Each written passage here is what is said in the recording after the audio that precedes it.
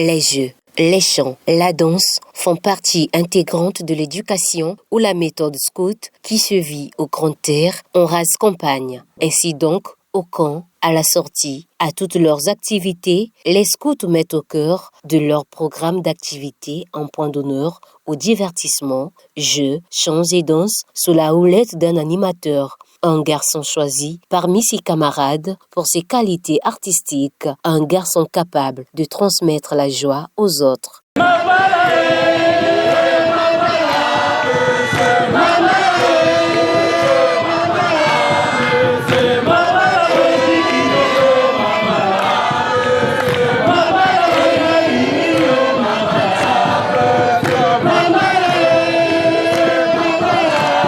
Le scout est toujours de bonne humeur, confirme le 8e article de la loi de l'éclaireur. Il ne se passe donc aucune activité scout sans les chants et danses qui sont des moyens pour apporter la joie dans cette organisation des jeunes.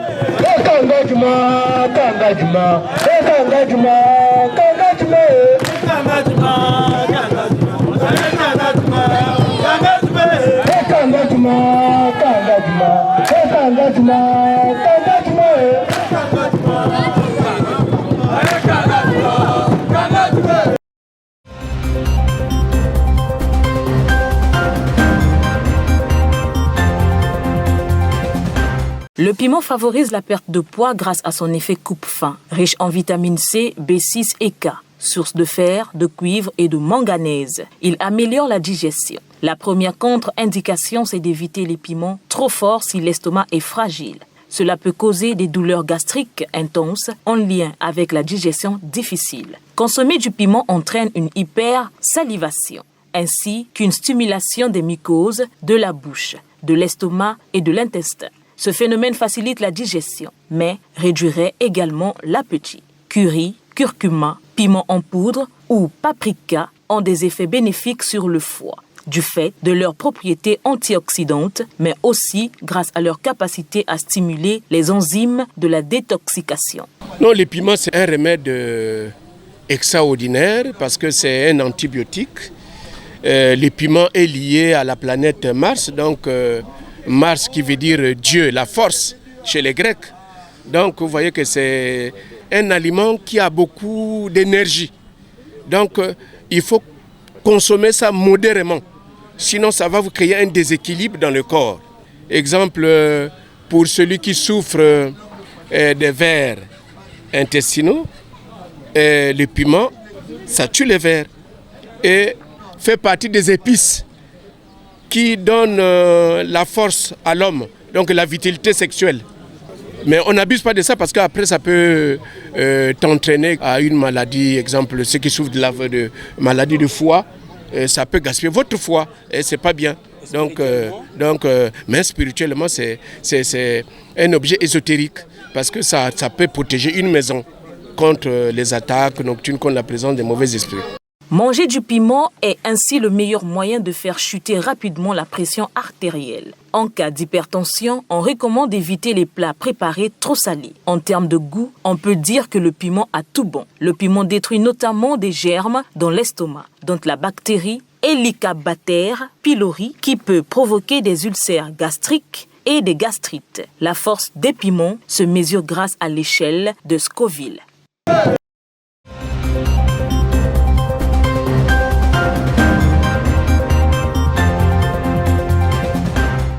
L'accueil est défini comme une action et une manière de recevoir quelqu'un. L'accueil d'un patient, pourtant loin d'être un simple geste administratif ou protocolaire, est un élément fondamental et souvent négligé dans certains hôpitaux. Cet instant constitue le socle de toute relation de soins. Dès qu'un patient franchit les portes d'un établissement de santé, son expérience débute. Le regard, le sourire, le ton de la voix, ces détails peuvent transformer l'anxiété en confiance, la peur en soulagement. Un accueil bienveillant ne guérit pas une maladie, certes, mais il ouvre la voie à une meilleure prise en charge.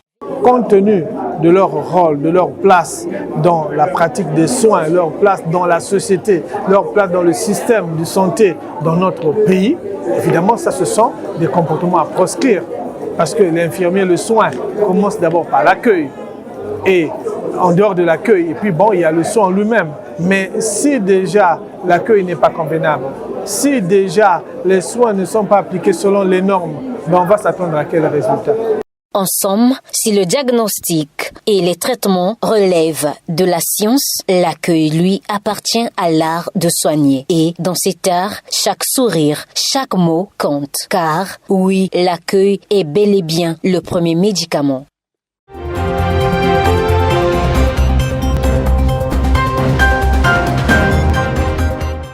Je suis l'Éternel ton Dieu qui t'ai fait sortir du pays d'Égypte, de la maison de servitude. Tu n'auras pas d'autre Dieu devant ma face. Cette écriture, rapportée dans le Décalogue, nous enseigne combien Dieu tient à son honneur, qu'il n'entend pas partager avec un homme, encore moins avec un saint ou un ange. Jésus-Christ a lui aussi martelé sur l'adoration due à Dieu seul lors de sa tentation dans le désert, confère Luc 4, verset 8. Ces écrits bibliques mettent en relief la jalousie du Créateur, l'être suprême. Cela étant, l'homme n'a pas à faire recours aux saints et aux anges pour s'adresser à lui, et que ces derniers ne peuvent donc être adorés comme le déclare l'écriture d'Apocalypse 22, versets 8 à 9. Le frère Nsiete Théodore, prédicateur de l'association Luzolo Amour au PH, en parle avec force détail. Quand nous lisons les 10 commandements, il y a un commandement qui dit « Tu n'auras pas d'autre Dieu devant ma face » et tu ne te prosterneras pas devant ces dieux-là. Donc ça veut dire que si je prie un saint, si je prie un ange, c'est comme si je suis en train de prier un autre Dieu. D'ailleurs, qui est un ange? Qui est saint? Le saint, c'est celui-là qui a eu une vie terrestre conforme. Et à la fin, on l'a mis saint. Mais par contre, un ange, c'est une créature de Dieu qui est au service de Dieu, mais qui n'a pas connu de vie terrestre. Voilà la différence. Mais l'ange et le saint sont des serviteurs de Dieu. Nous aussi, nous sommes aussi, nous les hommes que Dieu a créés, nous sommes aussi des serviteurs de Dieu. Donc nous tous, nous avons un seul patron et je ne vois pas comment est-ce que moi je peux aller prier encore un saint ou un ange. Je vais vous prendre un exemple qui est dans la Bible. Si vous voyez dans le livre d'Apocalypse, au chapitre 22, il y a un ange qui est venu faire voir les choses à Jean qui était en séjour dans l'île de Patmos. Mais à la fin, Jean fait quoi? Il a voulu se prosterner, il a voulu adorer l'ange. Mais l'ange lui a dit quoi? Hey, garde-toi de le faire parce que moi aussi, je suis un compagnon de service comme toi. Donc garde-toi de le faire. Prie Dieu. Nous, à Luzolo, nous ne prions pas de saints parce que les saints, les anges sont aussi des serviteurs comme nous et nous obéissons à cette loi qui dit « Tu n'auras pas d'autre Dieu devant ma face ». Le seul Dieu que nous devons adorer, que nous devons vénérer, c'est le Dieu qui nous a créés et non les saints et non les anges. La position et le rôle dévolu aux saints et aux anges ne doivent en aucune manière nous entraîner à leur rendre un culte.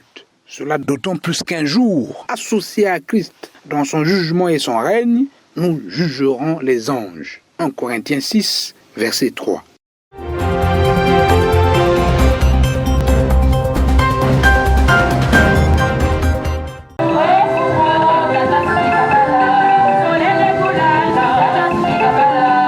Les préparatifs de la célébration de la fête de l'enlèvement au ciel de Guy-Émile Oufouas-Sétikwabo, le 8 octobre 1978, par 3 anges de l'Éternel, Alodimagar, et de son retour sur terre, ont commencé ce mardi 9 septembre 2025 au Mont Ararat, siège interdépartemental de l'association Luzolo Amour au PH de Pointe-Noire et du Kouilou. Sur le terrain, nous avons tendu notre micro à Clémentine Maïetela, membre du bureau de la chorale, et à Ange Milanzami, membre de la commission prédication. Et pourtant, nous sommes au moins 2000 choristes, il faut bien les compter, 2000 choristes. Je ne sais pas les répétitions, je ne sais pas là où on a mis maintenant les répétitions pour les fêtes. Et c'est mieux que quand il y a une fête, c'est là où que, en pleine l'autre là, fête, ou bien c'est là où vous allez voir les choristes. Pour les préparatifs et le second pouvoir. Donc là, je me pose la question. Nous sommes en train de bâtir les stratégies pour les ramener, pour que vraiment les répétitions soient comme les répétitions d'avant quand on préparait les séances. Il y avait l'engouement, il y avait vraiment la motivation. Pour les choristes qui s'absentent, les répétitions ne sont pas répétées pour une seule personne, mais c'est pour Clémentine, non. C'est de Papa Émile. Déjà, Papa Émile nous a dit qu'il est l'ami de la chanson. La chanson, c'est la chanson qui fait tout dans une fête. S'il n'y a pas la chanson, dans nos fêtes, il faut le dire, s'il n'y a pas la chanson, il n'y a pas la fête. S'il n'y a pas de choristes, il n'y a pas fête. Donc c'est les choristes, c'est la chanson qui fait la fête. Donc je ne vois pas à quel moment qu'elles viendront faire leur répétition. Mais je lance vraiment l'appel aux choristes qui sont encore à la maison, qui attendent qu'on puisse aller les chercher. Non, il est temps. On a déjà commencé avec les répétitions de l'enlèvement, il faut y être. Nous sommes dans les préparatifs de la grandiose fête de l'enlèvement de Guy-Émile Oufouas-Sétikoabo, le grand-mère de l'OPH, par les 3 anges de l'Éternel à l'Oudima.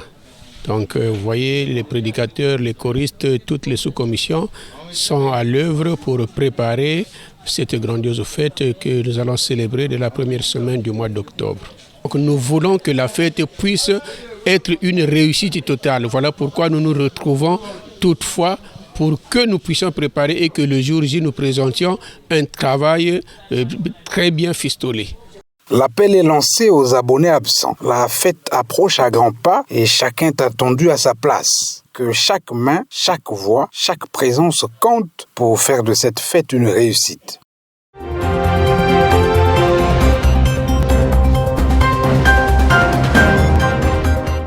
Par définition, le crucifix est une croix sur laquelle le Christ est représenté crucifié. De nos jours, bon nombre de croyants et non-croyants ne peuvent s'en passer et s'imaginent que prier avec un crucifix, c'est conforter la relation avec le Christ, obtenir de lui des révélations, la consolation, la lumière, etc., etc.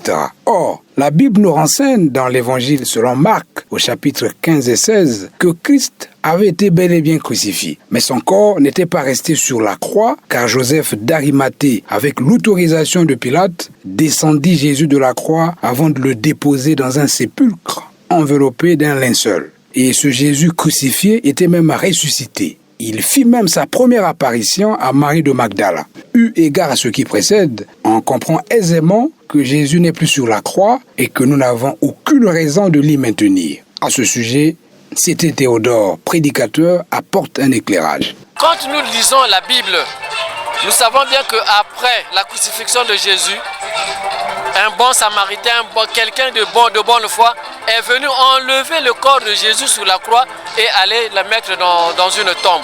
Donc ça veut dire que Jésus n'est pas resté sur la croix. Notre foi doit se baser sur Jésus-Christ et non sur le crucifix. Guy-Émile Oufouas-Sétikoabo, au départ, avec notre association, nous y avons dans nos sanctuaires, on avait des images frappées de Jésus-Christ. Nous avons des crucifixes et autres. Mais il a dit, plus question de ces symboles, plus question des images avec Jésus-Christ. Parce que nous savons tous que les images avec Jésus-Christ, est-ce que c'est réellement le vrai visage de Jésus-Christ? Non. Tout dernièrement, nous avons lu sur... pour ceux qui utilisent l'Internet, nous avons lu celui-là qui a joué le film de Jésus qui a dit que ne m'utilisez plus dans vos maisons parce que les images que vous mettez là, c'est ma face, c'est mon effigie. Donc je ne suis pas Jésus, mais moi aussi, je suis quelqu'un qui me bat pour avoir le salut éternel. Donc en fait, Guy-Émile Oufouas-Sétikoabo, nous avons instruit d'enlever dans nos maisons, d'enlever autour de nous les crucifixes. Et d'ailleurs, vous allez comprendre que dans l'association Nous Allons Amour, au départ, nous utilisons même l'eau, nous utilisons le sel, nous utilisons beaucoup de choses. Mais Guy-Émile a dit, tout ça, enlevé, on n'en a plus besoin. Nous faisons des prières, rien qu'avec la foi, le malade est guéri. Rien qu'avec la foi, tu trouves la guérison. Rien qu'avec la foi, tu as la solution à tes maux. L'idée selon laquelle le crucifix aurait une influence sur notre relation avec Dieu est complètement erronée, car Christ ressuscité est assis à la droite du Père et intercède pour nous.